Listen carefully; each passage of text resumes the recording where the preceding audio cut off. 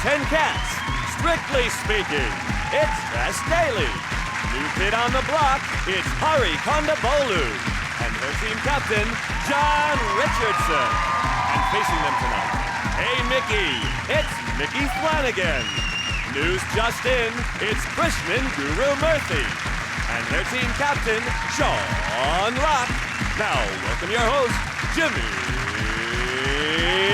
Carr. Hello and welcome to 8 out of 10 Cats, a show about opinion polls, surveys and statistics. Did you know, for example, 8% of people smoke after sex? I always smoke after sex. That's friction for you.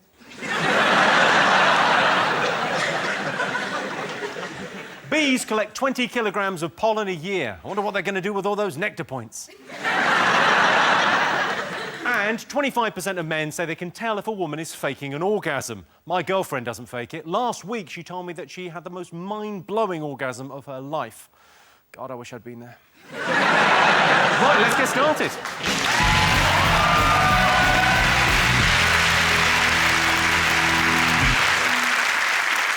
What are you talking about? That's the name of our first round. It's our panellists' job to guess the British public's top 3 most popular talking points. John's team, what do you think we've been talking about this week? Eurovision. Did you watch Eurovision? Part of it, yes. Yes, part of it. But yeah. I knew how it was going to end. How it always ends. In humiliation. I didn't feel it was humiliating. We came second from bottom, not bottom. Second from bottom. Yeah. Could have been worse. I only watch the votes. I don't watch, because I don't really like pop music. I don't really like Celebration. So I just watch the bit in the middle where it's just a stream of sort of semi-racist European accents. It's my favourite bit when you go, "Hi, thanks, Azerbaijan. We can see you've been having a great time." And they all sound like really camp Bond villains. I know you've been having a great party, but there's time for the party to end now, because... Here are the decisions of the Turkish peoples. 5 points for Jedward. Jedward did better than we did again. Did you see Jedward? I did. I did. I didn't know that was a thing till this week. I'm very sorry for all of you. At least they were trying. I mean, the UK sent out Engelbert Humperdinck. I mean, they had to dig up his corpse. They had to reanimate him. And then they sent him up there to die again. It was absolutely horrific.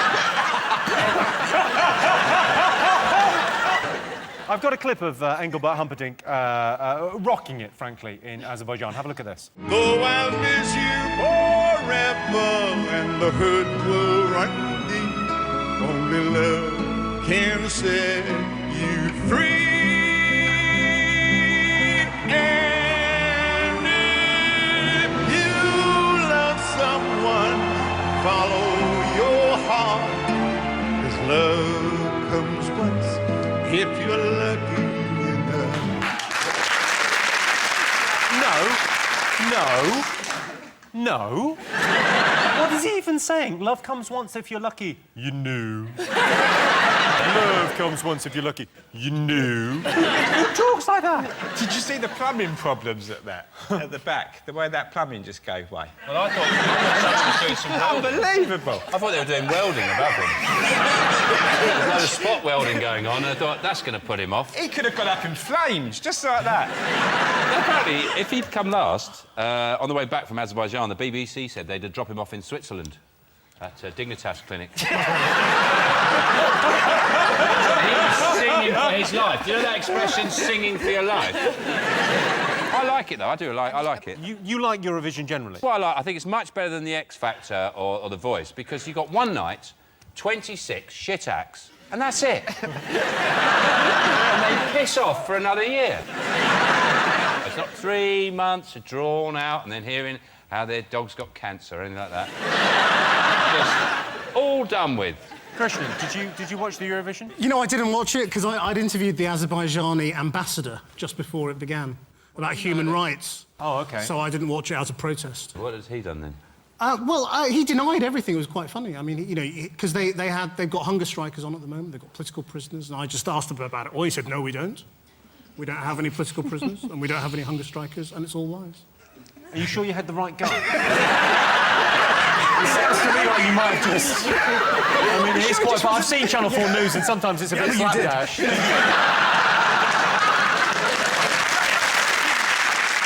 to see? I mean, we came second from bottom. Do you want to see what came 11 places above us? Yeah. Have a look. This is Lithuania. Love is blind, it's true. I'm on my knees for you, 'cause I give it all I can to have you back again. Love is blind.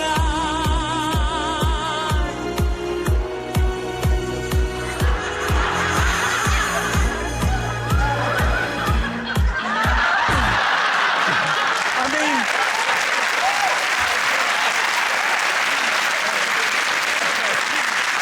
What I think's happened there is he was actually fine with the blindfold on. So when he took the blindfold off, he went nuts.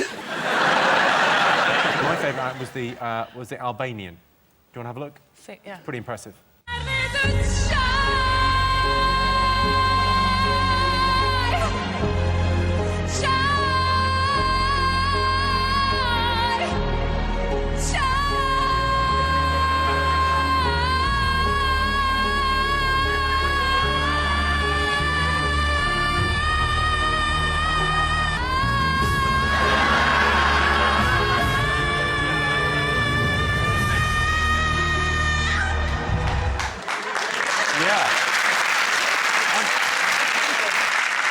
You've got to be brave to walk into a salon and say, I want to do something with my hair. Is there any way you can make it look like I've crapped on my own chest? Snake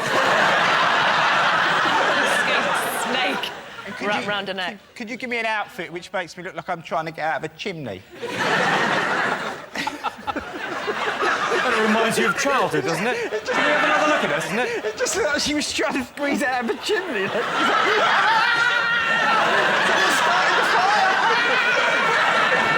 Let's have a look and see if Eurovision is up there. Yes, it was Eurovision on Saturday. During Jedward's performance, a spectacular stunt using a water feature went tragically wrong, drowning neither of them. Seanstein, what else have the nation been talking about this week?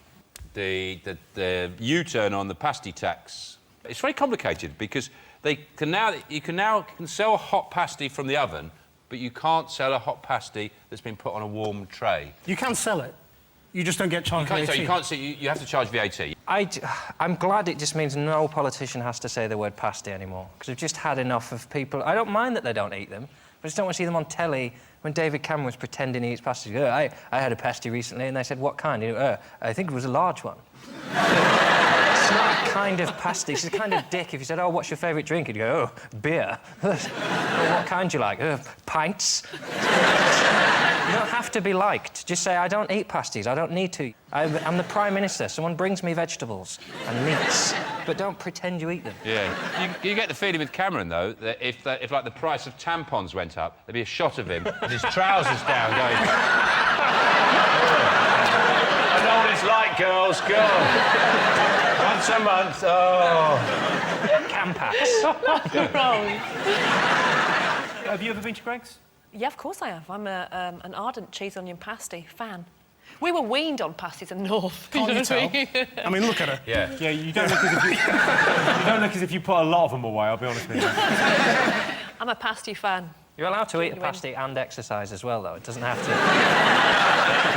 I like seeing the fat people spinning and brushing when they're finished. It's the most exercise they ever get. Like, spin and brush.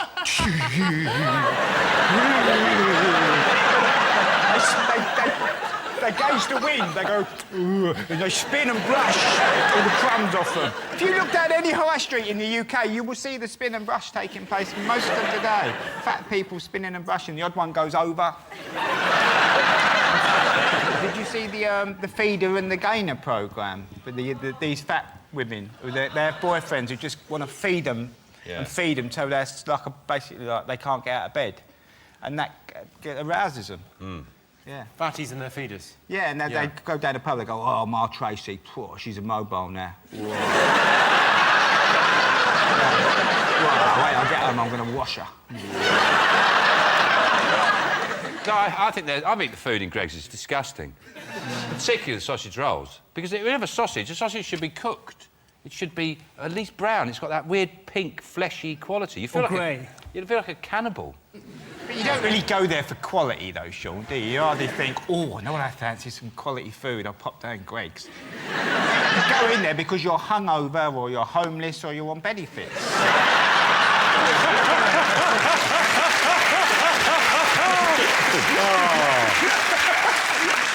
Let's have a look and see whether the U-turn on the Pasty Tax is one of the most talked about things this week.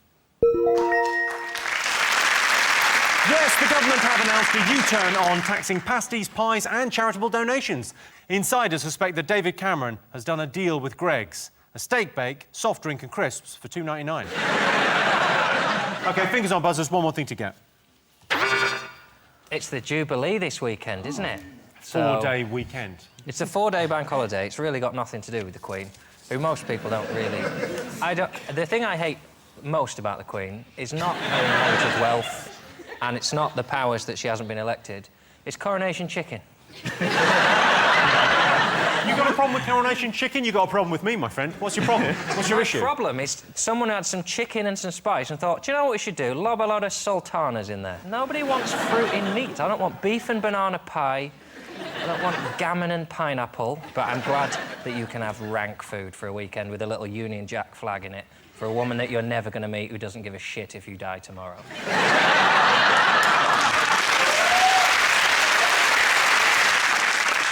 Tess, are you having a street party? I am. I'm going to a street party. I've got one planned and I'm quite looking forward to decking out my little Union Jacks, popping up the gazebo. Well, I'll be right behind you, taking him down. Doing the dip.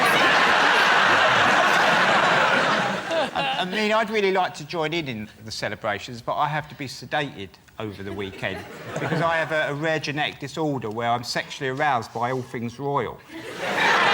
And during the royal wedding, I was arrested for molesting a trestle table because it had some bunting hanging on it.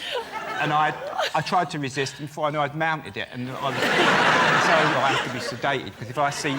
I've got a lazy lob on just talking about it. Because it is such a sexual thing, isn't it, really? I mean, you've seen the Queen with that sceptre. Oh, come on. The way she does that wave, that's so close to...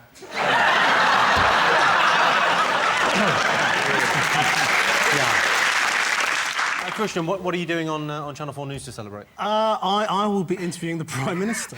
What's that? And... You're interviewing the Prime Minister... Yeah. Just about the Queen. About the Queen? You sure you reckon it's definitely be him? Why is it the Diamond Jubilee? Because it was silver, then it was gold. Why did they switch to a gem? From a base metal? Well, it's a very good question. Well, I'll explain. It's silver, gold, diamond, platinum, and then it's the state funeral. But if the economy is shit, shouldn't she have kept with gold or gone down to silver or plastic? Or... I just don't get you. I'm not responsible for a lot of this stuff. You're worse in America because you do hereditary, but you elect them. Right. So you elect Bush and then you elect his son. Like, you choose. We've got no choice in this. We've got a terrible system that we've inherited. You are actively making bad decisions. Good point.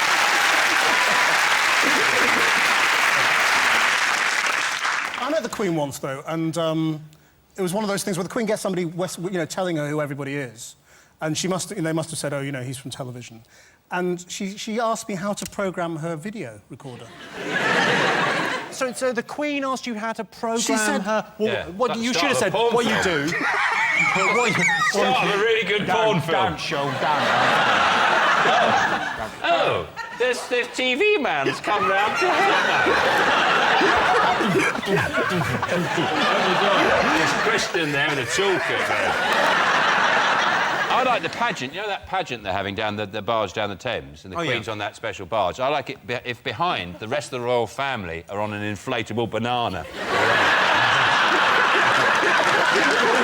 Hang on. OK, let's see if the Jubilee is up there. Yes, it's the Queen's Diamond Jubilee this weekend. The Queen recently made a statement renewing her vow to serve the nation. Prince Charles also made a statement saying, oh, for fuck's sake. So at the end of that round, Sean, Micky and Krishanan have 1 point. John, Tess and Hurry have 2 points. So our next round is Pick of the Polls. John, Tess, Hari, what do you like the look of? Frisbee? Frisbee. Frisbee. The cool team say Frisbee. Here's your related question. Most people would rather play video games than go to the park. True or false? I prefer a park because you can't lose at the park. You don't come back from the park and someone says, how was the park? And you go, shit, I went out straight away. But with a computer game, you pay 60 quid for something that is now too hard to do. Computer games, I switch them on and then I just die. What's the point in that? They shoot at you straight away. There's not a level where it's like, level 1, get some breakfast. I'm shit at real life. I play video games to feel less shit. For 5 minutes, I want to win the World Cup and shoot some baddies. I don't want to be crying on the floor in a video game as well as my living room. So if I had to answer for everyone, Jimmy, I'd say the park.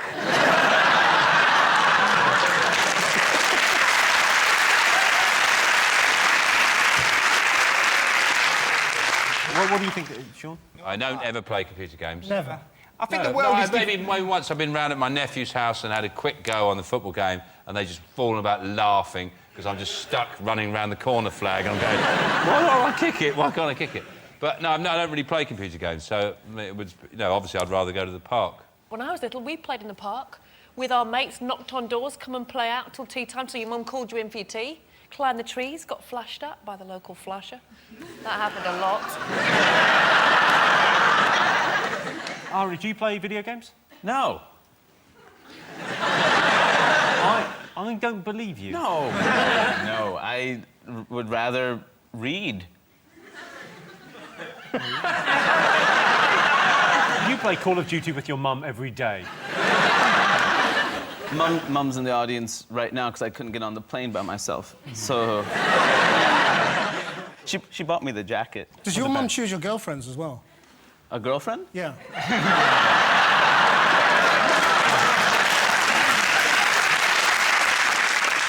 Can't believe I'm the cool guy on my team. I'm so sorry for you, but at the same time, I am fucking loving this. Back in the States, I have this image as like a real, like, hard-nosed, like, living a rough kind of life type. And here, I've decided to play the other card. That's what I'm doing here. This is a choice I've made, to play this card here. Yeah. Back in New York, you're very thug life, yeah. I don't even need him. I don't even need him. Pop them back on immediately, though. Back home, I'm white.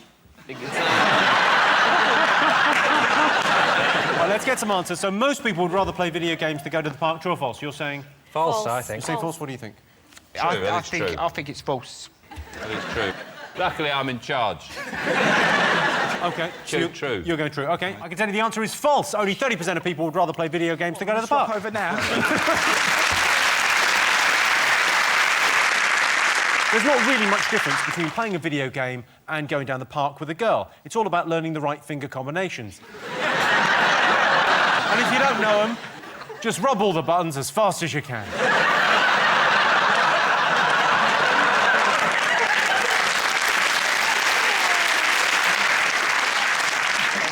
I'm ashamed to even look your way, Tess. I apologise. Look at me now. Then the winner is the name of our final round. Here is your question. Best thing about staying in a hotel? Well, there's lots of things. I mean, if it's a good hotel, you won't bump into Lenny Henry. I like using the safe. I love it. I love it. I feel like a spy. I open it up and put stuff in there. They'll never find it. Wow, thrill. And then I deliberately forget the combination, so the staff have to come up and open it up, and there's just a sock in there. The best thing about a hotel is being able to pay by the hour, isn't it? Because I'm a shagger. I like to shag. I think that's become obvious. Have you forgotten who you are? You live alone and... You never shag?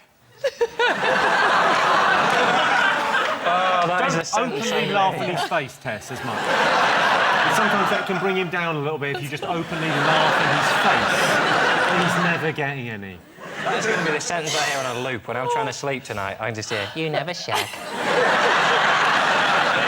My favourite thing in hotels is pissing in the sink. You know when you go to a hotel and it's a bit cheap and they go, oh, there's no toilet, you have to go down the hallway, and you look at them and say, do you really think I'm going to walk down the hallway? That's something a woman would never do. A woman would never do that. No. That's what seals were invented for. Classy bird does it in the ice bucket, don't she? My mum used to piss in the bin. In the kitchen.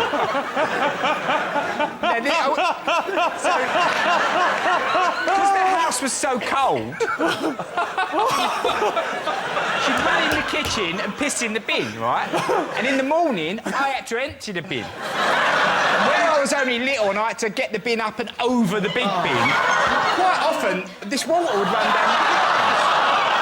So for years I used to think, why is all this water in the bin? And then one day I saw her in the kitchen pissing in the bin and the mystery was solved. I think the best part of staying in a hotel is that when you call the front desk, the reception, they have to pick up the phone. They can't ignore your calls, like friends you never see or your parents, or they have to pick up the phone and they have to listen to you tell them how rough things are and how you've chosen the wrong industry. They have to. It's their job to listen to you and hear you cry. Like, they have to. When Vernon and I got married, all our guests stayed in the hotel at the venue. Of course. The day after the wedding, we were checking out and we got a phone call from reception saying one of your guests has left a rather large hotel bill.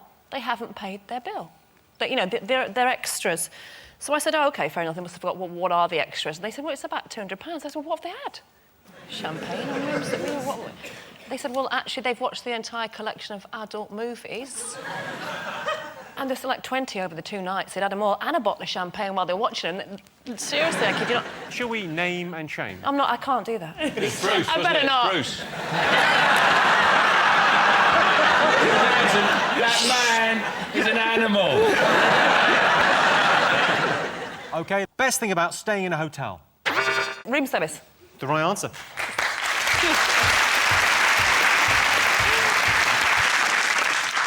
Yes, the best thing about staying in a hotel is room service. Number 4 on the list is the minibar. I love the minibar. Nothing says I'm on holiday like spending £15 on a can of Coke. Well, that sound tells me it's the end of the round and the end of the show, which means the final scores are Sean, Micky and Krishanan have 1 point. John, Tess and Harry have 4 points. They're the winners. Thanks to all our panellists, our wonderful studio audience, and to all of you for watching at home. If you want more, tune in to 8 out of 10 Cats Uncut on Monday. That's it from us. Good night.